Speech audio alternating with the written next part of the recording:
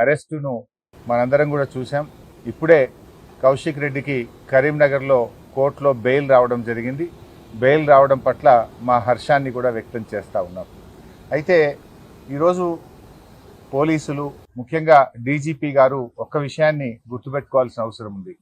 రాజకీయ ప్రేరేపితమైనటువంటి కేసుల్లో మీరు తొందరపడి కేసులు నమోదు చేయడం, బెయిలబుల్ సెక్షన్స్లో కూడా అర్ధరాత్రి పూట అరెస్ట్ చేయడము, రాత్రంతా పోలీస్ స్టేషన్లో కూర్చోబెట్టడము, ఉదయాన్నే కోర్టుకు వెళ్తే బెయిల్ వచ్చింది. ఇది చాలా సర్వసాధారణం అయిపోయింది.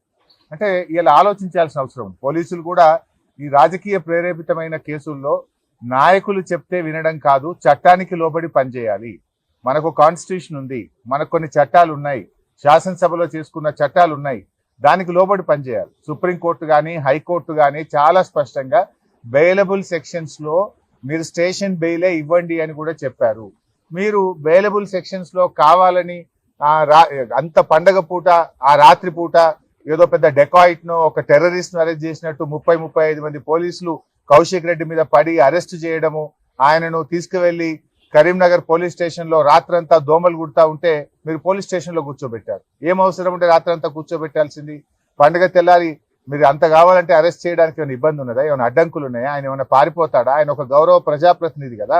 అంటే ఇప్పటికైనా పోలీసులకు, నేను డీజీపీని కోరుతా ఉన్నా, మీరు పోలీసులకు ఒక డైరెక్షన్ ఇవ్వండి.